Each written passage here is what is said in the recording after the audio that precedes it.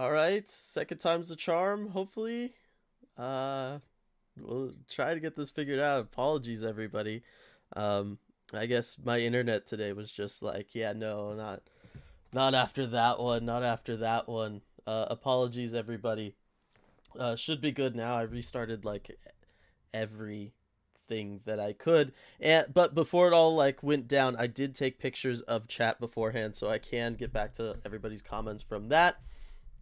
That is going to be nice. All right, I can see chat. Seems like people are trickling back in. Yeah, so we were talking about Vegas being out and how awesome that was, and it was good. I didn't want to have to sweat it going into the last game, but we got out of there. Reading ID, yeah, apparently the grandpa internet just follows me. It's it's an issue. We've been having issues here all day at the house, having things cut out. I had it cut out to me twice watching the Kraken game, so it's just been a day. Hopefully we don't have to deal with it again tonight. Thanks everybody for putting up with it. Seems like everything is going better now. Yeah, so going back to the previous chat real quick, I'll just kind of burn through that and then I'll get to everybody here again. Lindsay, yes, the Kraken lost and played poorly, but Vegas got eliminated from the playoffs. Woohoo! Again, I mean, that's at the end of the day, the second thing we really wanted to have happen behind a Kraken win. So at least we got one of the two things we wanted today. Brian, two more, we're here for it, but dadgummit, that just feels like a wasted opportunity to win a game, like several times in the same game. I think you nailed it pretty good there, Brian. That is exactly what happened to this one. Like I said, you got the Kings resting a bunch of players. That's your first, like, awesome, we could do something here. And then you blow a lead twice. You get 5 power play opportunities. You have so many things go right for you in this game. You outshoot them 40-28. You win nearly 60% of the faceoffs. You only take 1 penalty, they take 5. Right? Like, these are all things that should be, make it very easy for the Kraken to win this game, on top of the Kings still dealing with injuries and resting players. There is almost no excuse. It's just, that's Kraken hockey, baby. That's all I got. Barbara, good morning. To watch the game or not watch the game, that's the question. I don't know that you want to watch this one, Barbara, but thanks for joining us. Hunter, power play is still awful, which is no surprise, but geez, during the 5-on-3, I'm yelling, shoot the damn puck. They were a little better maybe on that. Like, they did shoot it a couple times on this one, but like, wow, it's unbelievable how bad the power play is and why we're still talking game 80. Game 80. This is still the like number one thing we can point to and be like, this is what's holding the team back. It's so bad, all that stuff. It's just they have to make some serious changes in the offseason to go about that. Like, it is just so bad. Brian, my interview went well today, so there's that. Great job, Brian. I'm sure you killed it. All the faith in you, and I'm happy to hear that it went well. And Reading ID pointing out that Brian made the broadcast. That is right. I took some pics, Brian. If you need them, let me know. I'll shoot them over to you.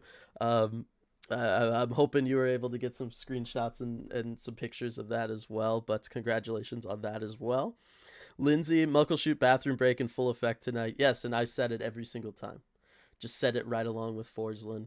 Just the Muckleshoot or the in-game PA thing, right? Like it flows off the tongue so well. And yes, I used the word flow there intentionally.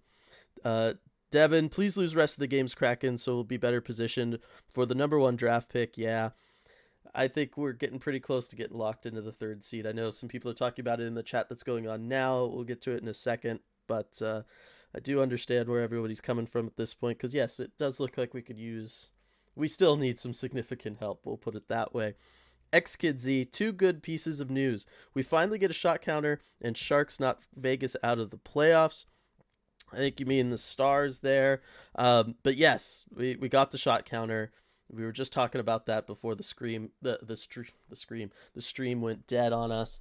But yes, I mean, again, it only took 80 games. It's fine. It's fine. But, coincidence. Less than a week after I was up there, we get a shot counter. It is coincidence, by the way. I didn't tell anybody about it. I never ran into anybody from Root to tell, so apologies. I know it was part of my job of going up there, but that is how that went down there. Let's see. Yeah, Hunter, Root finally got the shot counter. Only took 80 games. Christopher locked into either 3rd or 4th for the draft lottery. Okay, I'll take that. I think that's fine. And obviously, in terms of where we want to finish, probably want to finish in 3rd. That being said, I really want the Kraken to just finish strong in these last 2 games. Just give us something. Give us a power play goal. Do something. Please. Maybe split them. Lose to the Sharks and then go win in Winnipeg so you get the win to end off the season, send us into the postseason, right? And hopefully something happens there. Lindsay, the Root shot counter literally made my night. So pumped that we finally got our wish, that we did, Lindsay. I think they finally heard all of our cries. It's nice. Reading ID, did anyone else ask for the shot counter on that survey? I think we made it happen. Oh, there was a survey, was there? I could see that definitely being the thing that made it happen. Greg C., the game showed how important Vince Dunn is, not only offensively from the blue line, but defensively.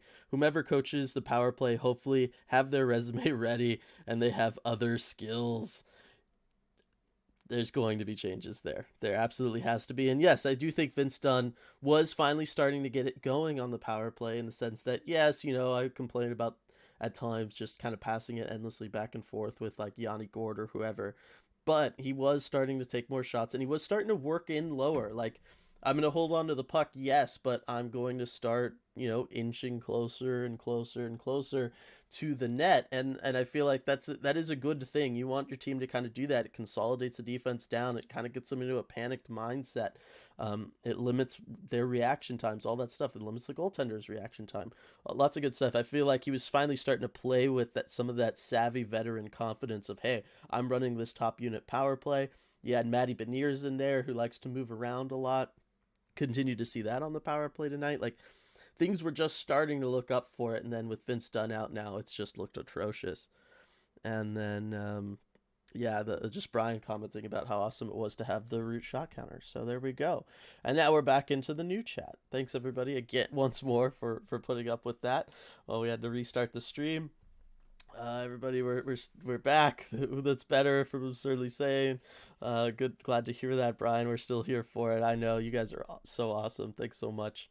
Back at it, just like the Kraken on the Muckleshoot bathroom break from Lindsay. There we go. Then Hunter asking the question, are we finally locked into the 3rd pick after this dreadful season? I believe people answer it down here, but I don't think so. I think Christopher, who said it, I believe, on the last chat was correct in that it's 3rd or 4th at this point now.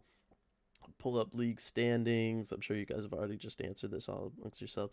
Yeah, technically, because the Kraken still have 2 games left, they could they could leapfrog Philadelphia if they won both, depending on what the Flyers do as well in their final game. So yeah, third or fourth spot.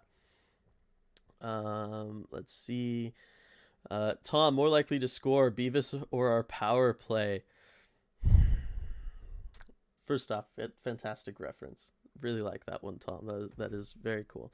But yeah, no, it's a good question. That is a very, very good question that I don't have an answer to, unfortunately. It's a coin flip. Devin, why start winning now? Get closer to the number 1 draft pick. Kraken under 60 points, third worst team. Just lose, please. I mean, they're doing their best for you.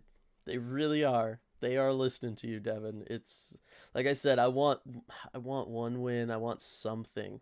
I just want something to go into the offseason with some momentum. Beyond Matty Beniers, 7 points in his first 8 games. And again, it's not even like he, scored 4 or something in one game and it's kind of stacking out and padding that. No, he's just a consistent offensive presence that is not going away, and that is so awesome to see, and it shows just how valuable he's going to be to this club next year. So I'm liking that. Lindsay, not locked into the third pick just yet. 3-point separation between us and Philly, so if we win out and they lose out, we could jump them. Montreal and Arizona locked into 1 and 2 spots tonight. Yes, they said it perfectly there, Lindsay. Thanks for getting back to everybody. Hunter, I would bet my life savings on Beavis. Might be a safe bet there, Hunter. Scott, see ya Vegas, Eichel, Stone. Nope. Yes, so happy about that. So happy about that. Again, wasn't all bad tonight. Wasn't all bad. Vegas is not going to the playoffs. That is a good thing. We at least got that. Striatic making an appearance tonight. To a certain degree, the Kraken got quicked.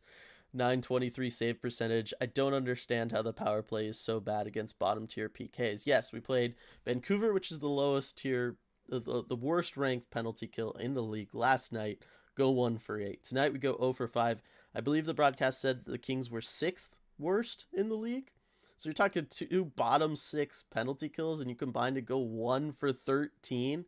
With, by the way, almost 2 entire 2-minute 5-on-3s last night, and another one tonight that was a minute 19. Like, it's not even like, oh, some of those power plays are those like cheeky ones where it's like, oh, our penalty was ending or whatever, and so really the power play was 13 seconds long or whatever, right? Like, none of those have been these. These are all just like full power plays, and it's just, they're just can't get it done. It's unfortunate. Almost as unfortunate and I'm sorry to say this, Ty, as dreadful as Ty's record, which moves to 1-16. I'm so sorry, man. That is brutal. It sucks. I'm sorry. I was hoping Matty Beniers was going to be the thing that turned everything around for you, 1 for 1 going into that, but I guess not. I'm so sorry, man. Such a bummer. But you got that sweet new Matty Beniers jersey, and that will last a lot longer than this season's record for you, because this one's you're gonna go back to 0-0 in 2 more games. Get to start fresh for next year. It's gonna be fun. Lindsay, 1 more home game left this season. Who's going to CPA to watch it? Gosh, I wish I was. I'll tell you that. Hopefully as many of you as you can. I think it's going to be a lot of fun. Hunter, take Commander Ty back in the building. Yeah, unfortunately. Peter, do we lead the league in empty net goals against? Not sure why we think getting the man advantage helps us when we can't score or even possess the puck on the power play. You have to at least try. You got to make the effort. You don't want to just be like, yeah, we're just giving up. We're not going to do it. That being said, it's been a lot this year, yes. And even when you have Susie essentially keeping it out on 2 shots, it just keeps going back to the Kings player. Nobody else is around. Victor Rask did his best to get there, but couldn't quite get there in time. It was bad, and it's been bad. I don't know what it is about this team that just is like, when we have the man advantage, let's take our foot off the gas and forget how to play hockey. But that's just the way they are. Whether it's an empty net situation or on the power play, it is truly ridiculous to be talking about these same talking points 80 games into a season and not feel like they were addressed significantly at any point, really. Like, Marcus Johansson was the only time when the power play looked good for a brief window there, and that was essentially it. And maybe it got a little bit better when Matty Beniers first came in. Sprong for that one game when he was first here, right? Like there's just almost at no point this season have they been able to string together 5 games where the power play looked good, and I there is no other thing to blame that on but coaching. That you would not make adjustments and try to figure something out, make significant changes to structure, player placement, all that kind of stuff. I mean, until Matty Beniers got here, Yanni Gord was just that, like, near camera side trigger man all year long, just forever. Like, at what point do you just move things around, try to shake things up? You have to. You have to. It's what killed you. The ridiculously unlucky and poor goaltending at the beginning of the year, and then this dreadful power play are the two things that have you locked into the third or fourth worst position in the league. Because if you get average goaltending all season long and you get an average power play all season long, maybe you're not a playoff team. I don't know that they'd be a playoff team, but given the amount of 1-goal games that they lost, if you cut that differential in half, I mean, we're certainly feeling a lot better about the state of the team going into the offseason, feeling like, yeah, maybe we're like one free agent away from being a serious contender. Right now we're just talking, hey, can a free agent and a top 5 draft pick make us, like, put us in a position like Vegas where maybe we'll have a shot at the playoffs? You know what I mean? Like, it would be such a different discussion. There would not be as much hate and vitriol being spewed towards Hackstall and the coaching staff, all that stuff, because we would see, you would have gotten luckier than they did this year. But again, you'd work for it. You'd work towards it. You'd feel like there's improvement and that there is hope then. Because right now it's hard to see that at times. Sam, is it coaching or the players that in game 80 the power play is shockingly bad? Well, I guess I just addressed it. At some, yes, the players, I guess, could take it in their own hands and try something. I feel like Matty Beniers is bringing a lot of energy to it. Again, look at how many different spots he lined up in on that last 5-on-3 sequence. He was in 4 different positions at different points, swapping out with guys, all because that's the way he is. He's going to move around. He's going to, lead the puck. He's not following the puck. He's leading the puck, and he's going to shift things around and try to make stuff happen.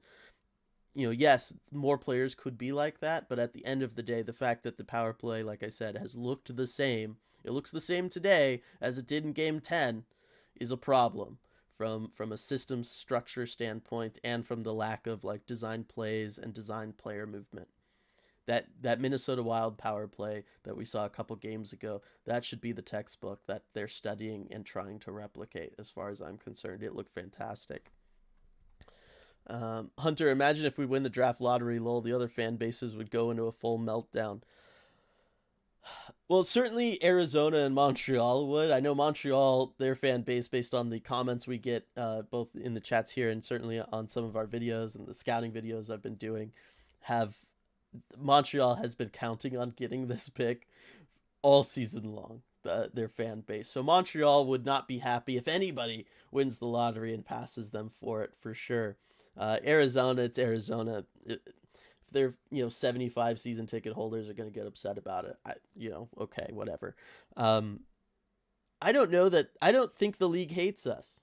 I really don't. I think they in some ways might feel a little bad for us given how bad the season has gone, and I think that's appropriate. But I don't get the sense when I dive into other fans, fan base communities and stuff, there isn't really a lot of Seattle hate, because it's not like we came in like Vegas and we're just, marching towards the playoffs, gonna go on this deep playoff run and all that stuff the way Vegas did. We also have not behaved in the way Vegas has, from player personnel decisions and how we've handled our coaches and all that stuff. We've played it a lot more conservative is a good word, and safe and all that kind of stuff, but more traditional, right? Like we've Ron Francis tries to make friends. He sold at the deadline, all that stuff. Some of their teams got better because of that, right? We didn't like totally steal a bunch of top players or rake their teams over the fire for a bunch of draft picks at the expansion draft. I don't feel like there's a ton of hate for the Seattle Kraken out there amongst those in the league. And I could see some people being like, if the Kraken do win the draft lottery, they just go like, well, they could use it. Like I think that might be more so the reaction, or at least I'd hope it was. Again, outside of Montreal is going to be furious if they don't end up with the number one pick. And certainly if they end up dropping to 3, oh my gosh, watch out. And with the draft in Montreal, like that's the other thing I think that's got them so excited. They want to have that first pick at the draft in Montreal. I don't blame them. That would be really special. Devin, can the Kraken still win the draft lottery for the number one pick if they lose the next 2 games? They can, as long as they finish, I mean, wherever they finish at this point, because they're locked in a 3rd or 4th, they can. It'll just change their their odds of winning the first overall pick. But they can, whoever wins the lottery moves up 10 spots. So as long as they, didn't slide all the way to 11th in that, they could win the first overall pick. So again, if you're desperate for the first overall pick, you want them to stay at 3rd worst because that's the best spot that they can be in right now to maximize their odds of getting it. But they for sure can still end up with the first pick, the second pick, the 3rd pick, all the way back to the 5th pick, I guess right now, depending on how the lottery would shake out. Or 6th still, technically. Lindsay, man, poor Donskoy just can't buy a goal. He's doing a lot of things right, but that puck refuses to go in. He really needs to break the curse in the offseason and go on a tear next year. I would love that. It's going to be a sticky situation as far as what happens with Donskoy on this one. Is he going to... I mean, what are the Kraken going to do with him? I don't know. We were trying to talk about this yesterday, RJ and I, and it's just a tough, interesting situation. That being said, that line, again, played fantastic tonight, the Sheahan, Geeky, Donskoy line. I loved that Hackstall gave them the start. I think that was fantastic, and because they earned it in that Vancouver game. I mean, they totally earned it last night, and they continue to play well tonight. I loved how many times I saw Morgan Geeky net front. Like really making Quick uncomfortable, getting chances there. I thought that was fantastic. So happy to see him playing that way. Really, really excited by that. So yes, they played very well again. And yes, I'd love for Donskoy to go on a tear next year and depending on where the Kraken are at, maybe he can get moved at that point as a trade deadline kind of thing. We will see. RJ is ready to join. Pretty short media availabilities. Can't say we're probably not surprised by that, given how we've seen these go previously this year. So I'm gonna hop over and bring him on. We'll be right back in just a second, to everybody.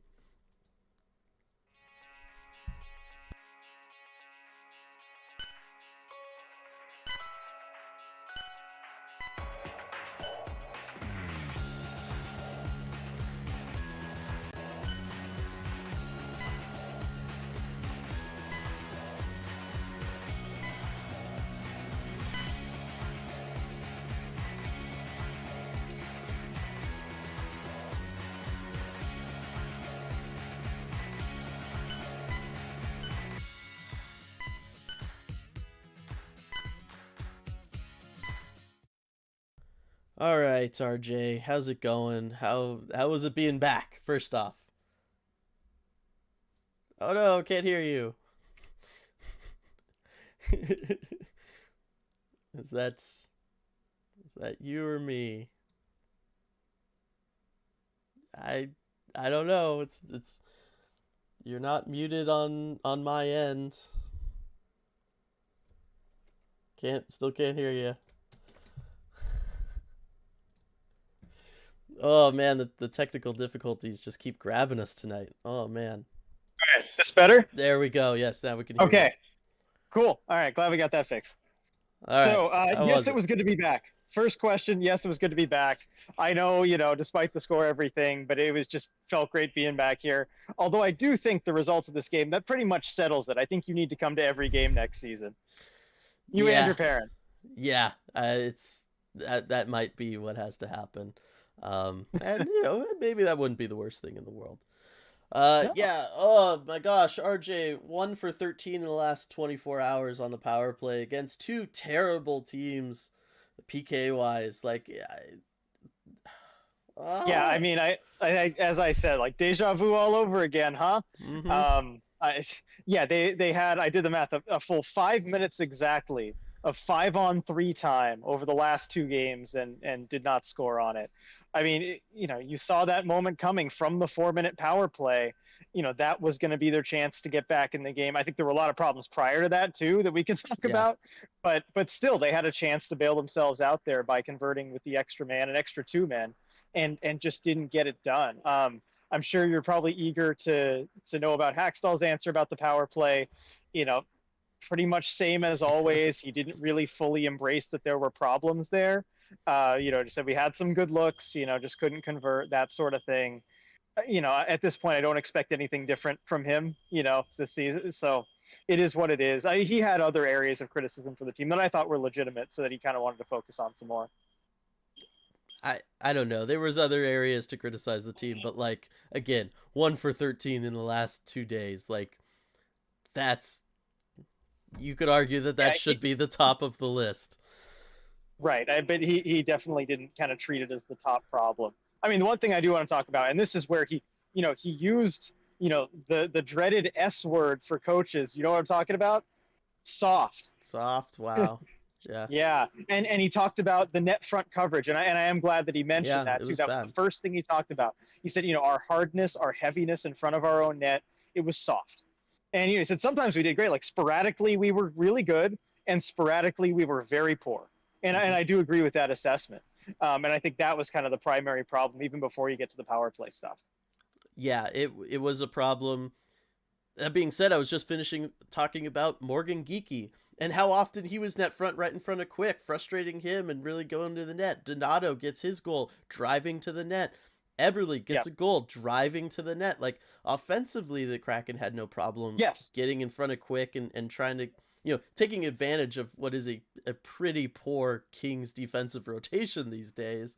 And yes, it is odd that, they got the message on that end of the ice and just to drop the ball on the other.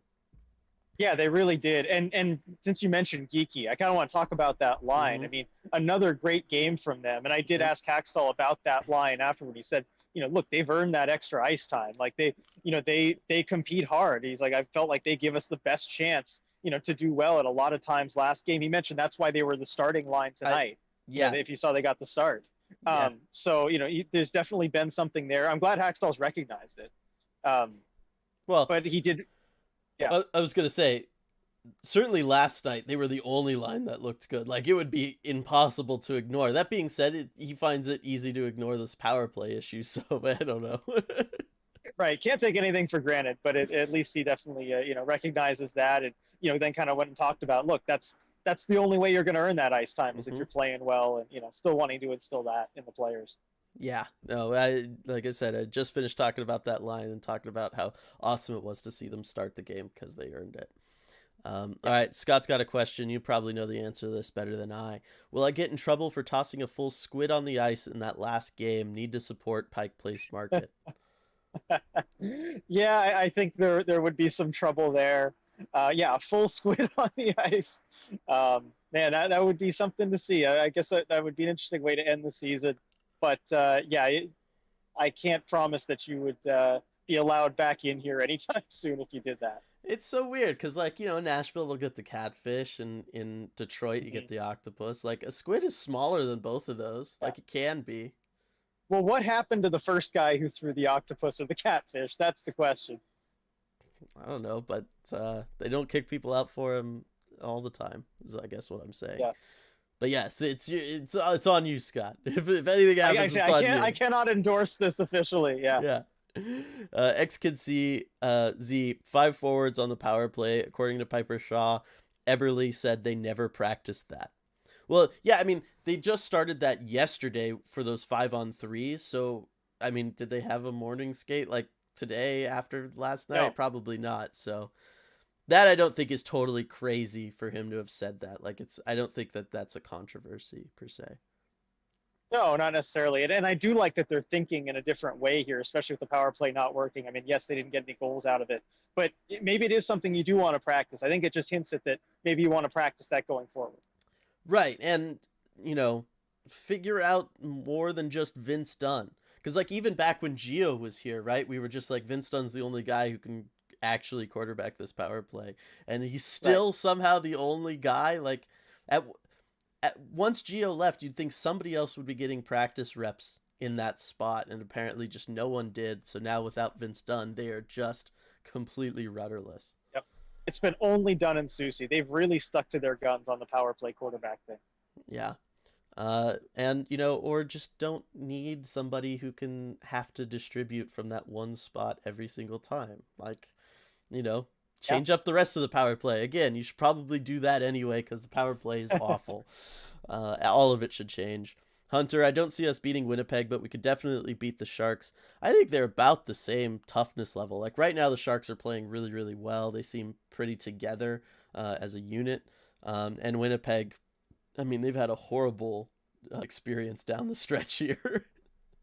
Yeah, no, I'd put them at about equal to the Sharks. Have some real good players that can make. I guess Winnipeg, does too. It's just the depth isn't there. But if the Kraken play as carelessly as they did tonight, then yeah, the top line for any team's gonna find a way to beat you. I was gonna say they're both top heavy teams, so the Kraken need to watch out for that Yeah. because they've struggled against that this year. Um, Lindsay, unrelated to the game, but I'm getting my skates sharpened tomorrow, and I'm looking to change up the ROH. I'm leaning towards 5/8, but any suggestions from the chat? What's your go-to, RJ? I usually do half inch. Okay. That's mine, but like 5/8 is definitely in that wheelhouse. I was gonna say me and my sister have always done 5/8, so um, and I follow her lead on that because I don't know, she's probably a better skater than I am. Uh, Striatic, Vancouver isn't the lowest PK anymore. I think due to the game against the Kraken, they moved up past Detroit. Yeah, I was gonna say, as of the game starting last game, they were still the worst. You Yep. know, killing off 7 of 8 will certainly help you out there. Hunter, whoever is running the power play is not coming back next year, or at least I hope. I would hope so too. That being said, man, coaching staffs are so reluctant to make any changes to their staffs. Like, They are. I mean, because when you come in as a head coach, you kind of bring in your mm-hmm. go-to guys, your buddies there. And it's tough to part ways. We've seen this happen so many times, but I think some responsibility has to fall on Paul McFarland for this failed power play. Yeah, it's impossible not to. X Kid Z. Speaking of which, X Kid Z. Every time I see the guy with the clipboard on the power play and on timeouts during the broadcast, I just throw my hands in the air and give up. Like, what could possibly be on that clipboard that has ever worked? I know. I've definitely had that same thought at times this season. Up from the press bridge, trying to look and see what's on the clipboard. I'm like, I don't know what they're planning here. No, I think what the McCann goal was that tonight or yesterday? The set face off kind of thing. That was tonight, right? That was tonight. Yeah. Yeah, that's it. That might be the only thing. Yeah. Yep. Brian, Matty Beniers not only got on the score sheet tonight, but won 60% of his face-offs tonight, going 6-4, his best results so far. Yeah, I mean, he's just continuing to improve. I think that's going to be something we improve. Again, remember, year 3, that is the time for centers when their face-off numbers jump. It takes about 3 years into the league. Again, face-offs, probably not the highest priority that you're focusing on those first couple years in the league as you're adjusting to the speed of it all, building chemistry with your line, working on all that kind of stuff, learning the nuances of the NHL game. That being said, I think he has a rock-solid foundation to build off of, so maybe he gets there a little bit quicker. But yes, he's going to do good. That being said, the Kraken won basically 60% of their faceoffs tonight, RJ, in addition to outshooting the Kings, in addition to taking only 1 penalty to the Kings' 5. Why did the Kraken not win, even though they had a lead twice, RJ? Carelessness in front of their net. And I think Haxtell hit on it right away. If you look at the goals against, and that can burn you so quickly, as we've seen all season. A lot of great play can just go out the window if you're not responsible in front of your net just for a shift or two. I mean, it's happened consistently. And this was maybe the most baffling game of the year from that perspective, because the Kings were disengaged. Just they really didn't have anything to play for tonight, Mm-hmm. and you could tell in the way that they were playing. Mm-hmm. They just did not seem like a team interested in winning this game, and it really Until never changed. Yeah, go until ahead. they tied it at 2. Then they had some life, Yeah, and then they were like, "Oh, we could actually just like win this game." And they were like, "Okay." Arvidsson and Dano were just like, "Okay, let's win this game." yeah, but it's like they were only going to do anything if it came easy to them, and then they Yeah, realized, oh, it will it come come easy easy. to us, Yeah, and that's what got them motivated. I mean, this is just one of those games that should have been very easy to, keep the other team out of it. There's no reason for them to get as competitive as they did, but it just fell apart. And that's a full team thing. That's an effort thing. That's a focus thing. It's just a deep rooted problem. yeah. Reading ID. Here we go, RJ. There's something for us to argue about. Uh, Everyone continues to drag the expansion draft, though the narrative that will never die. Ugh. I've I yeah. Go ahead. go. I was gonna say I got over this like when it happened. Like it is what it is. You just work off of it. They got cap space. They got a great draft. Like whatever. Yeah, I mean, I'm over it. I would say, like, I think you got to move forward. I'm not As still. as I you've been pushing this whole, we got to do an expansion draft, redraft, and all this stuff at the end of the season thing. Have we not been saying that since the start of the season, though? You have, yes.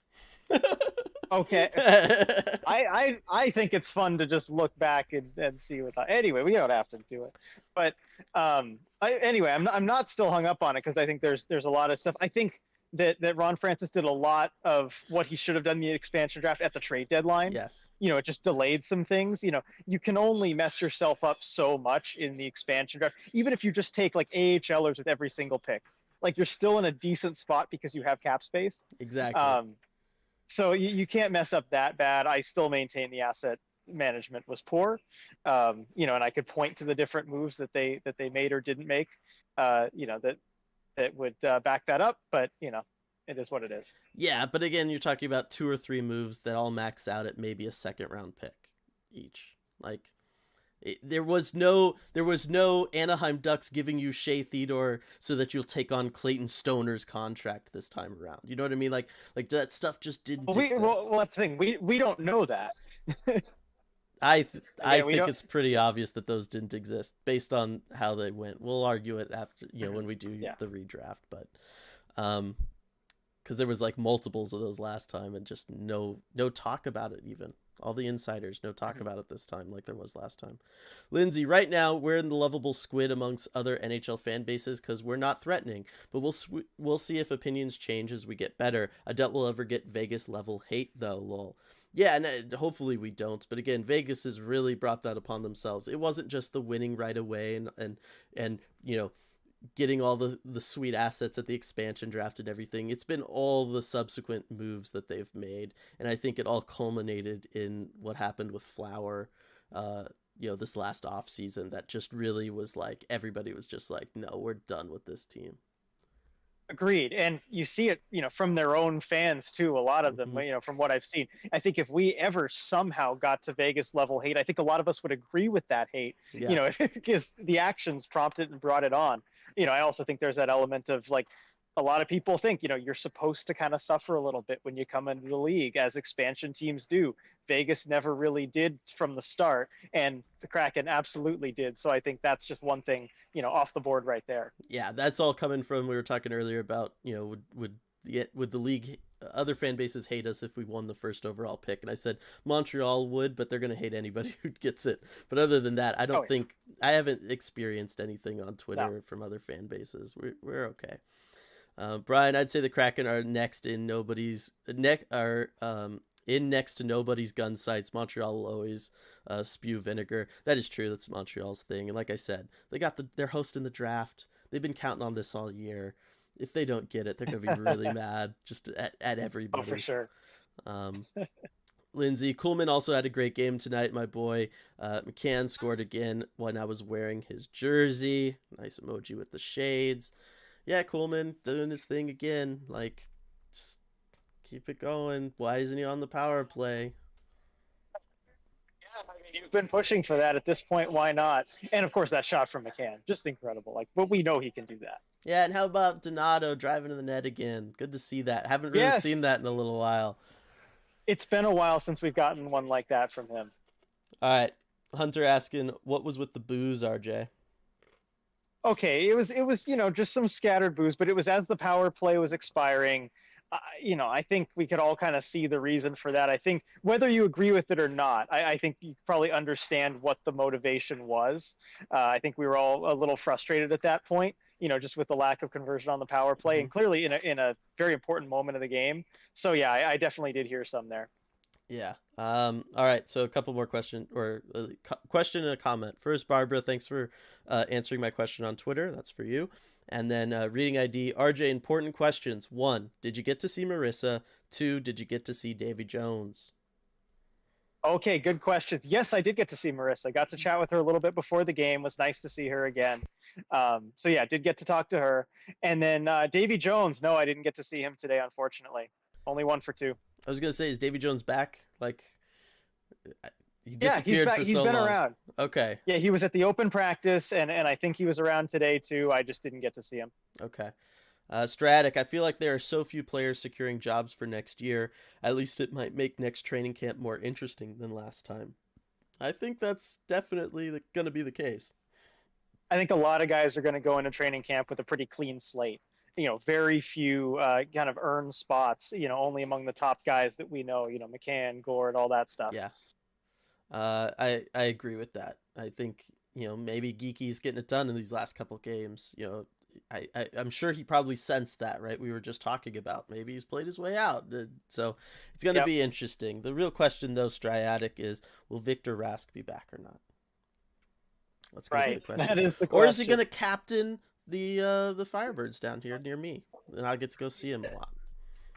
There you go. That'd be fun. There was one Victor Rask moment in the game where I thought of you, man, where he had that really bad turnover on the power play. Do you remember the one I'm talking about? Yeah. It went the other way, and I'm like, oh, if the Kings score here, Dylan's gonna have to answer for this. And then they missed the net, and it came back the other way. The Kraken almost scored. And I'm like, okay, he's gonna be bragging about this if they score here. I was kind of hoping somebody would bring it up, and thank you for doing so, RJ, because yes.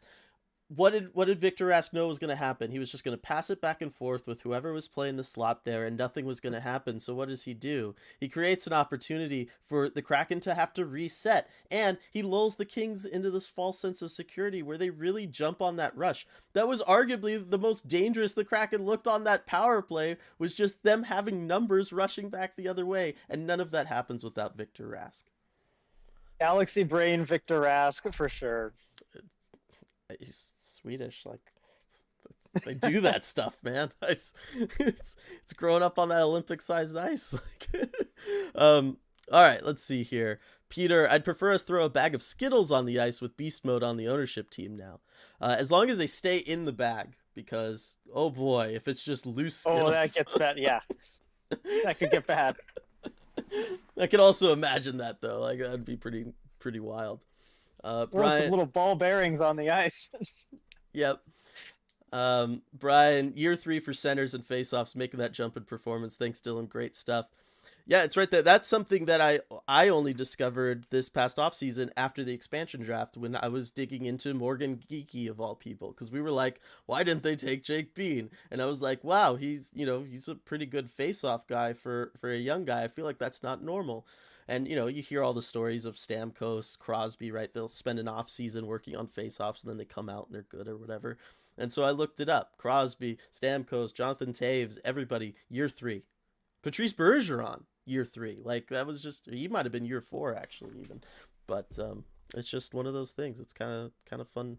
When you know it, it's fun and you can sound really smart to all your friends. Lindsay, I'm bummed that our ECH postgame tradition will go on summer hiatus after Sunday, but on the bright side, my adult learn to play hockey class starts on Monday, and the last pieces of my gear arrived today. All right, so you're fully fitted out, Lindsay. That is awesome. That's often the hardest part. It's just coming up with the scratch to make that happen. It's certainly always been my issue. And, I mean, our post games are gonna be around for the postseason. We're gonna do some postseason games. They won't be Kraken centric, and we're not gonna be talking about how terrible the power play is all the time. But we're still gonna be around because we want to hang out with everybody too. We don't want it to go away. Yeah, absolutely. Yeah, we'll be right at back at it, and yeah, just it won't be quite the same. I will say, there's certain Kraken specific things Was that gonna we say are gonna miss we're or not gonna not miss. we're not gonna have Hunter kicking off chat with poems about how bad Hackstall is. That's probably not gonna happen. That being said, it might still happen. There's nothing You never that know. technically stops that from happening. But I hope you have fun on Monday. That's gonna be a blast, I'm sure. Scott, need to reward players for effort. I agree, line chemistry is huge. If Donskoy, Geeky, and Shahan are playing well, why can't Hackstall up their ice time over the final games? Exactly, and he's doing so, and I think that's what he should have been doing all season, is he should have been Yes. rewarding whatever line was playing well, and then keeping the line together. Like, forget about rewarding that line with more ice time. Maybe just like keep them together for more than a 10-game stretch. Yeah, that would be huge. It would be big. Valentina, I love Donskoy's puck handling, but he seems particularly vulnerable to the stick lift. Maybe it's his light touch. How do you fix that? Okay, well, one interesting trivia fact I know about Donskoy is that he actually has a really long stick, relative to his height. He has one of the longer sticks on the team, and he's not one of the taller guys. I found that out during the Sharks equipment sale a few years ago. Looking at his sticks, they're just like towering over me. That might play into it a little bit. It's tougher, just from an angle perspective, when you don't have as much leverage on it and the puck might be a little further from you. Yeah. Do you know why, I wonder? Like, did he have, like, older siblings and he was just playing with the hand-me-down sticks or something, I wonder? That's a good question. I should ask him. Because We it's haven't gotten interesting. him for media availability in a long time. Yeah, it has been a while. Because it's I've always been fascinated by the players that decide to go with a longer or shorter stick. Like, the shorter stick I get. You Yeah. can get better control over it and all that kind of stuff. The longer stick, if you're not a defenseman anyway, like, it's an interesting choice. Well, I mean, growing up, I always liked having a longer stick as a forward. I just like the reach. I, try and Yeah. take pucks off a defenseman and that extra little poke, that sort of thing. But I don't think that would hold up well at the NHL level. No, and yours isn't like crazy too long for you either. Like, Right. yeah, like you've never gone It's as within extreme reason, as some people have. So, all right, let's see. Reading ID. Oh no, I accidentally ordered an expansion draft rehash. I'm definitely over it too. That's why I'm so irritated. Fans outside of Seattle cannot let it go. Don't worry about it. Kitty B. Kraken. Vegas fires DeBoer and is hired as the new Kraken coach, replacing Hackstall tomorrow. Is Kitty B. Kraken right, RJ? You're predicting the future. I don't see that happening. Yeah, sorry everyone. I don't see that happening. I mean, Vegas firing DeBoer, I did bring that up on our last Red Glare podcast. That's a Vegas thing to do. Yep. And if the Kraken were run like Vegas, which they're very much not, they would just bring him in right away as soon as they saw him available. Yeah. Yeah. I mean, at least Hackstall has, like, you could argue there's reason there that you could do it. You could make that change after a year kind of thing. But yeah. Valentina Davy Jones was there. My seatmate got picks. Awesome. I'm bummed I missed him if he was there when I was there. I don't think he was. I never saw him on Twitter, like, people posted pictures or anything. No, the first I saw was at open practice. I was going to say, how old is he? Like, I bet he was out for a while because, getting fixed and all that. He's right in there age-wise. Yep. Striatic, regarding coaching changes, I think it shouldn't be about Hackstall, not really. If there's a clearly better option in the coaching market, upgrade. If not, you can always just fire Hackstall later when there is. The worst would be change for change's sake in another bad to mediocre coach. 1,000% agree with you, Striatic. I think at this point, I doubt anybody is going to be on the market. Like, you and I have already kind of tried to throw around names. I don't think that there's going to be. There's not a lot of star power on the market, although I will say if DeBoer is on the market, he is a clear upgrade. I think. I was going to say everything says that, but like at the same time, DeBoer keeps running into these same issues. So RJ, guess who he would hire to run the power play? Oh no. Think of Well, like, apparently, okay. Well, no. Ken told us Steve Spott was off the power play. Although on a new team, he'd be like, "No, I want Steve running the power play yeah. now, and I'm not forced to do it." That is true. Yeah, if you think the power play is bad now, just wait till Steve Spott's running it. So, yeah, maybe that wouldn't be so good. I was gonna say I would find like I would create like a hockey urban dictionary type site just so that I could make the definition of insanity DeBoer constantly hiring Slot to run power plays for his teams because Yeah, it's insane. I'm convinced you would have at least one Stanley Cup, like for sure, if someone else was running that power play. Yeah, so for that reason alone is why I have pause when it comes to DeBoer. Um, but yeah, it might be the only reason. um, Hunter, I love my poems. I love your poems too, Hunter. Like I said, I was just throwing that as an example of something we might not see when we're covering, you know, Calgary against Nashville. That being said, again, bring them out if you want. I love reading them. It's a fun time. TK, I'm a Kraken fan living in Philly, and man, I was so bummed when they hired Hackstall. He was pretty terrible with the Flyers, not a fan favorite here. Yeah, I know, it was pretty, like, lukewarm at best. But I didn't know how much to read into that because it's also Philly. So Right. I mean, you can definitely read into some other things there. But yeah, they're definitely not fans of him, as we found out quite a bit over the course of the season. yeah, here's what I want for the expansion draft rehash and all that kind of stuff is, why did we never bring in Shane Goss to spare? Because tell me he wouldn't help out this power play. Yes, that's one of those moves I was talking about. I know it was there. It was Mm-hmm. absolutely there. Yeah, he was on like just on waivers or whatever. Like it was just there. He was literally just standing there. You Um, could have gotten a draft pick to boot. yeah, Stratic. It'll be interesting to see McClellan versus Woodcroft in the playoffs, both from the Detroit coaching tree, one of the former assistant of the other, and both having superb coaching seasons. Woodcroft is technically a free agent this summer, although it's hard to see him picking Seattle over the Edmonton McDavids. You want to touch on this because of McClellan? I mean, it is going to be an interesting matchup for sure. I mean, I Mm-hmm. remember that Woodcroft was McClellan's video coach and in some ways understudy for a long time. Those Mm-hmm. two were kind of attached on a lot of different coaching staffs, and I'm sure they're both very familiar with each other's Mm-hmm. style, with each other's tactics. It's going to be a real good X's and O's battle in that series, and it's going to be hard to pick a winner too. That might be one of the closest series of the first round. I really think so because obviously McDavid Draisaitl, it's going to be hard for the Kings in their current state to deal with them. But I feel like the Kings have better depth right now. Um, Yep. all right. That being said, I do like McClellan finally embracing the salt, just full salt hair now. Yes. Yep. Uh, Yep. reading Reading ID, friend at the game tonight said they missed Davy Jones, but got his Potograph, aka Little Doggy autograph card. Oh, they have those. I want one of those. Oh, that's awesome. I did not Oh, know they had those. yep. Yeah. RJ getting invaded there. Um, it's all right. We're over the 50-minute mark. That was the end of chat. We'll do a quick All right. last call, everybody. You there, RJ? All right. Well, we might have lost RJ anyway. Can you hear me, Dylan? Yeah, now I can. Okay, there we go. Sorry, I had to move around a little bit. Things got very busy right behind me. Yeah. Scott, I wouldn't mind Ted Nolan. Seems to be a player's coach. Not sure what the pairing would be like with Francis. Ted Nolan's an interesting name to float because he's always been an interesting coach. Like very much a player's coach and kind of always overachieved, but I don't know what the ceiling realistically is there. Yeah, I agree, and I think you mentioned it. You phrased it well. I don't know what the ceiling is there. I mean, we haven't seen a lot of high-end success from him. Put in a lot of situations with maybe not a whole lot of skill, overachieves. I just don't know that you're going to see that much of an improvement. Yeah, exactly. Devin Kraken should hire Bruce Boudreau to turn around the Kraken since Canucks can't make up their mind to extend his contract and unwilling to commit to Bruce. Bruce, there it is, chant in Seattle.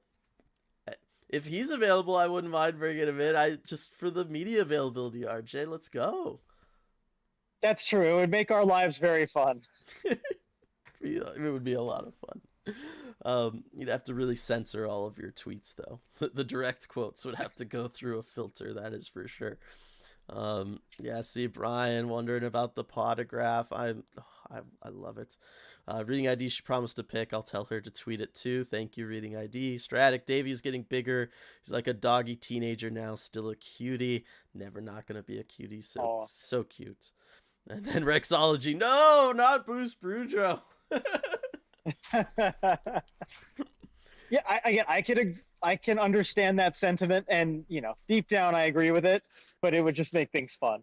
I know, but again, like, you know, Vancouver was very much on a similar trajectory to us this season. Wouldn't you rather be in their spot now, where you were eliminated from the playoffs a couple days ago, and now you're just gonna have a crappy draft pick? Like, doesn't that seem so much more appealing than where we're at now? Oh yeah, definitely, definitely. All right, it's Lindsay. All right, 2 more Kraken games. Maybe I'll see some of you at the game on Friday. Good night, all. Sweet dreams of Vegas missing the playoffs. Good night, Lindsay. I think that's probably a good place for us to end it all. Anyway, let RJ get Yep. out of there. Oh, Ty met Davey and Allison tonight. Awesome, Ty. All right, so that helps make up for the additional loss that you tacked on at the end of the year. Oh yeah, definitely. All right, thanks everybody for joining us for this one. Thanks for dealing with all the technical difficulties too that we had to go through. You don't even know about this yet, RJ. The stream Oh, is there crashed something on before me. I got here? Yeah, Oh no. the stream crashed on me completely. The internet went out at my house completely. So I had to deal with that. Everybody hung around for it. It was really awesome of them. And then we figured out your audio issues and all that too. It's been a night. Again, 80 games into the season. Maybe we're not someone to complain about the Kraken power play still having issues. We're still running into issues ourselves. Fair enough. Humility, it's an important quality to have, especially on the internet. Doesn't open you up to any issues at all, trust me. All right. We'll see you all Friday after that Sharks game. Should be a lot of fun to see that. And yeah, it's becoming real. We're almost done. Almost. I know. All right, everybody. See you next time.